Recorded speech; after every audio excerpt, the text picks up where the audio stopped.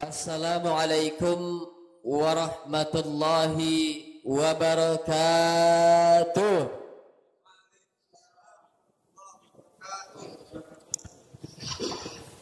Walaupun sudah malam yang ke-21, tapi kita tetap taat, kita tetap konsisten untuk beramal ibadah kepada Allah Subhanahu wa ta'ala. Cuman walaupun orangnya nggak begitu banyak, tapi suaranya lebih sedikit. Maka supaya jawab salamnya lebih semangat, saya kasih satu pantun. Satu aja, nggak banyak-banyak. Jalan-jalan ke Selat Panjang, jangan lupa membeli kuini. Ustadz Hafizon memang asik dipandang. Jadi grogi saya dibikin Ustadz itu. Jadi lupa pantunnya. Iya. Yang jelasnya, kalau memang semuanya yang hadir ini umat Muhammad, kalian jawab salamku ini. Assalamualaikum warahmatullahi wabarakatuh. Alhamdulillah, alhamdulillahil badi'il hadi ila bayani mahya'ir rasyadi amad da'arbaban nuha warasama samsal bayani fi suduril udama. Ashhadu an la ilaha illallah wahdahu la syarikalah wa ashhadu anna muhammadan abduhu wa rasuluh alladhi la nabiyya ba'dah.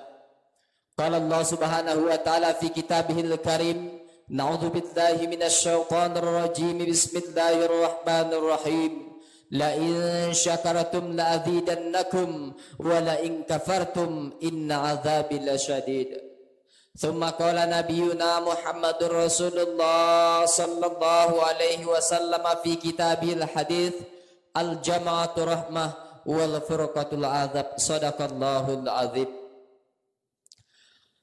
Puji syukur kita ucapkan kehadirat Allah Subhanahu wa ta'ala di malam yang ke-21 daripada bulan suci Ramadan ini. Allah masih memberikan taufik, hidayah, kesempatan, kesehatan kepada kita untuk menambah amal ibadah kepada Allah yang nantinya kita bawa untuk menghadap Allah Subhanahu wa ta'ala. Salawat dan salam kita sampaikan kepada Rasulullah sallallahu alaihi wasallam dengan lantunan doa, Allahumma salli ala Sayyidina Muhammad wa ala ali Sayyidina Muhammad. Kaum muslimin, jemaah yang dirahmati Allah, pertama sekali saya aturkan salam hormat kepada para alim ulama, asatiz, cerdik pandai terkhusus yang hadir pada malam hari ini di masjid ini. Begitu juga salam hormat yang sama saya aturkan kepada bapak-bapak, ibu-ibu kaum muslimin rahimakumullah. Malam yang ke-21 ini merupakan masuk kepada malam 3 yang terakhir. Maka oleh sebab itu perlu kita bahas tentang nilai-nilai pendidikan apa yang kita dapatkan di bulan suci Ramadan dan nanti kita bawa walaupun bulan Ramadan telah meninggalkan kita. Bapak Ibu yang dirahmati Allah, kita harus melestarikan nilai-nilai Ramadan. Apa dia nilai-nilai itu? Yang pertama ialah takwa, sesuai dengan ayat Allah, la'allakum tattaqun, agar kamu menjadi orang yang bertakwa. Maka bulan suci Ramadan ini membuat kita takut kepada Allah. Mana buktinya? Mulai dari subuh sampai menjelang maghrib, kita semua tidak ada yang makan, tidak ada yang minum. Kenapa? Karena kita takut batal puasa. Kalau puasanya batal, maka kita tidak menjalankan perintah Allah Subhanahu wa ta'ala. Tapi karena menjalankan perintah Allah, kita tetap puasa walaupun lapar, walaupun haus. Nah, kenapa? Nilai ketakwaan ini harus kita domani, harus kita laksanakan terus. Karena banyak umat muslim yang mengaku beriman kepada Allah, pada saat ini mereka tidak takut kepada Allah Subhanahu wa taala. Apa buktinya? Kalaulah memang dia seorang pemimpin, kalau dia takut kepada Allah, maka dia tidak akan zalim kepada rakyatnya. Anggota-anggota DPR, Dewan Pimpinan Rakyat, yang dipilih oleh rakyat sendiri, kalaulah memang dia takut kepada Allah, maka dia tidak akan mau korupsi, dia tidak akan mengambil hak orang lain. Kalaulah memang seorang anak dia takut kepada Allah, maka dia tidak akan pernah durhaka kepada kedua orang tuanya. Kalau seorang suami takut kepada Allah, dia tidak akan menyia-nyiakan anak dan istrinya. Nah, maka oleh sebab itu, nilai-nilai Ramadan, takwa itu harus tetap ada di dalam diri kita. Yang kedua, nilai-nilai Ramadan yang harus kita lestarikan ialah berbagi kepada sesama umat muslim. Al-mu'min lil mu'min kal bunyani yashuddu ba'duhu ba'dan. Kata Nabi, mukmin yang satu dengan yang lain itu seperti bangunan, menguatkan antara satu dengan yang lain. Pada bulan suci Ramadan, kita memang berbagi makanan, ya, yang untuk di rumah, kita juga bagi ke masjid, ke musalla, berbagi takjil. Kemudian ada yang tadarus, kita siapkan makanannya. Ada tetangga kita yang lapar, ada tetangga kita yang butuh bantuan, kita bantu. Nah, pada saat ini saudara kita, mungkin tetangga kita sudah masyhur, sudah cukup makan minumnya, namun ada saudara kita nun jauh di ujung sana yang membutuhkan bantuan, uluran tangan kita, yang pada saat ini mereka mungkin juga masih tetap puasa sama seperti kita. Di mana dia tempat kita nanti berbangkit, di daerah Palestina, saudara-saudara kita membutuhkan uluran tangan kita. Ya, mungkin yang ibu-ibu, ya Bu, sering buka Facebook. Ya, ketika kita buka Facebook, lihat status-status orang muncul di situ. Umat muslim yang beriman kepada Allah, kalau yakin bahwa setiap mukmin itu saudara, maka saudara di Palestina membutuhkan uluran tangan. Infakkan, sedekahkan. Enggak banyak-banyak, Bu.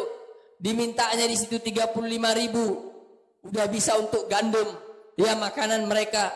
Ada yang 70.000. Ada yang 105.000. Nah, kita kumpulkan, kita kirimkan.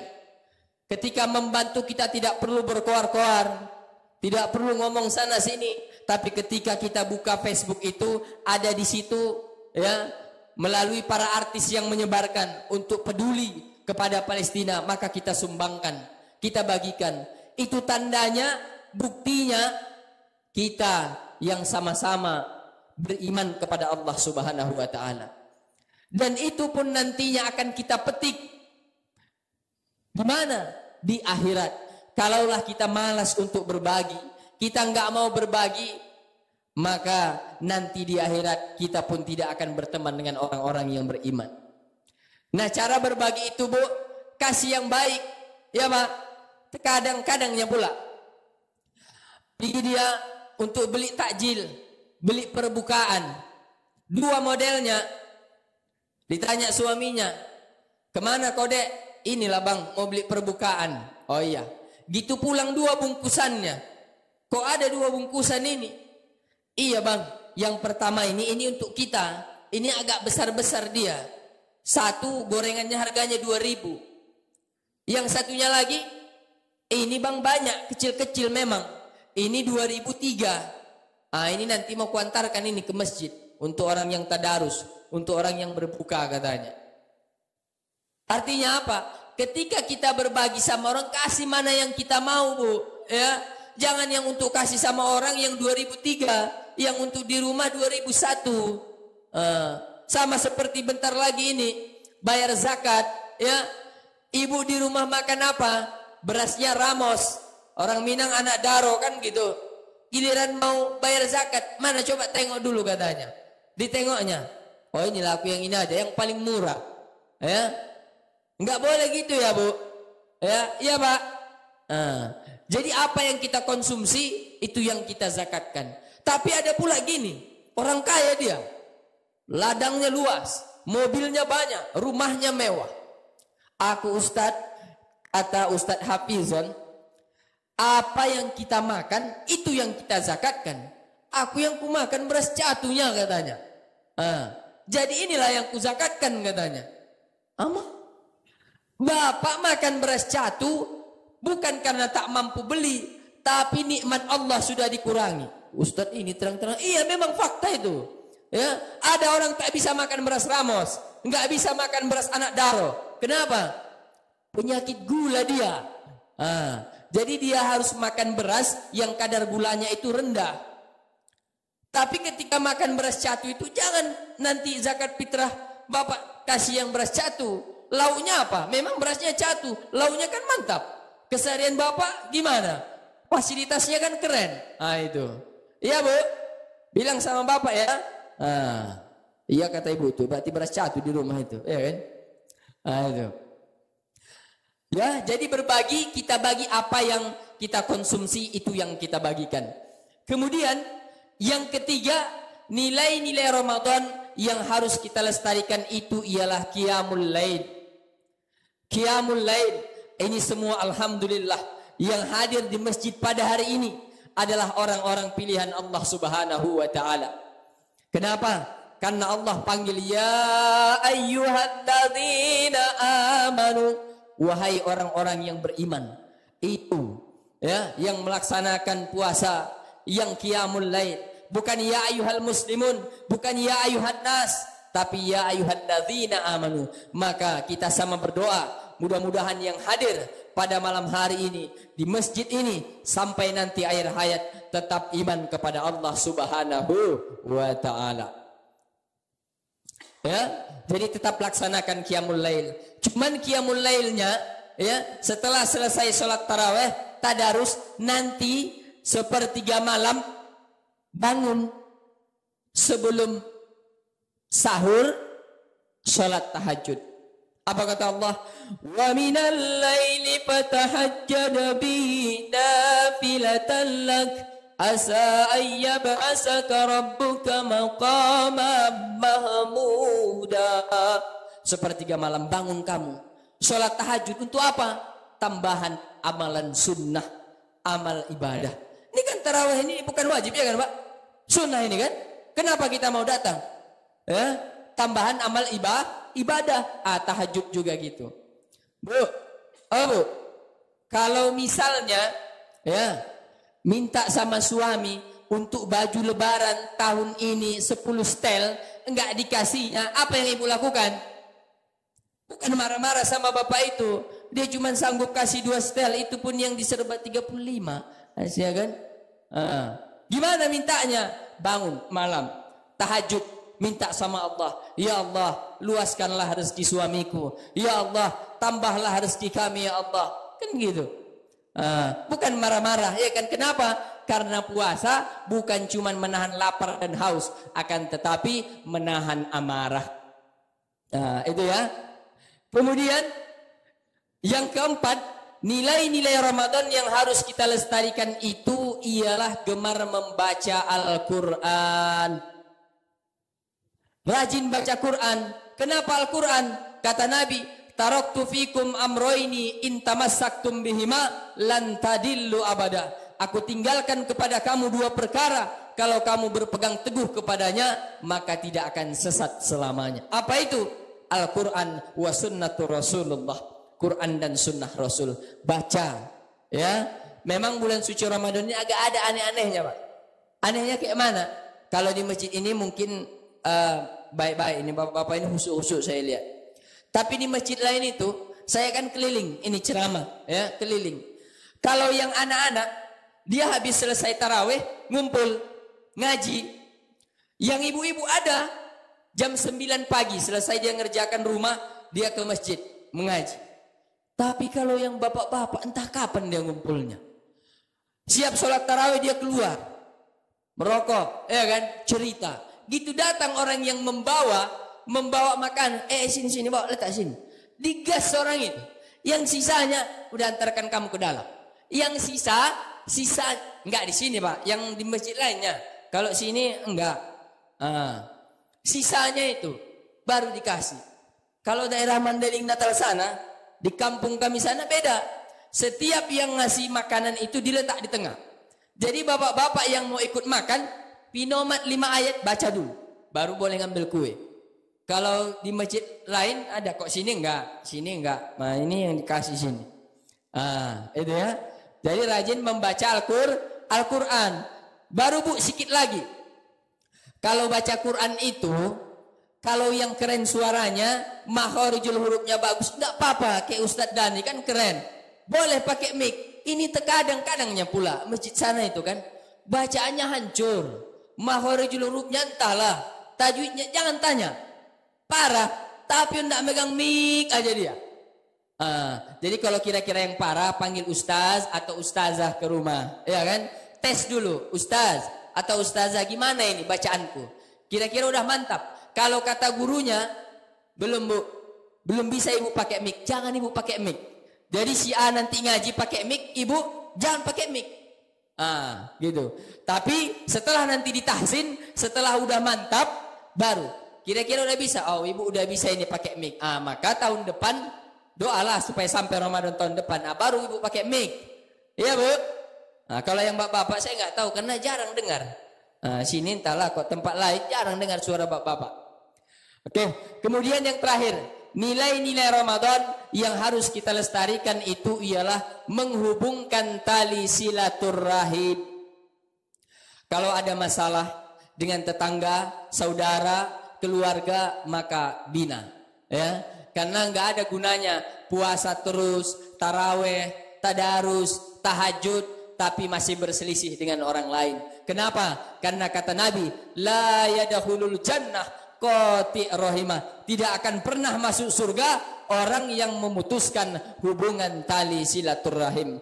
Jangankan itu, ya sama orang yang di rumah, kadang-kadangnya pula ya. Sama orang lain ramah, tapi giliran sama orang yang di sampingnya, yang tiap hari, tiap siang malam bersama, sering bertekak. Kadang ada yang 3 minggu tak cakapan dia, makan. Jarang, nggak pernah nampak bicara, cuman ditengok banyak anaknya, kan gitu. Ngomong jarang, bertekak terus, tapi anak banyak, entah gimana lah modelnya itu kan. Jadi makanya sama orang yang serumah, ibu minta maaf sama bapak gitu juga minta maaf sama ibu, ya. Minta maafkan supaya apa? Supaya amal ibadah kita itu tidak terombang-ambing, supaya sampai kepada Allah Subhanahu wa taala.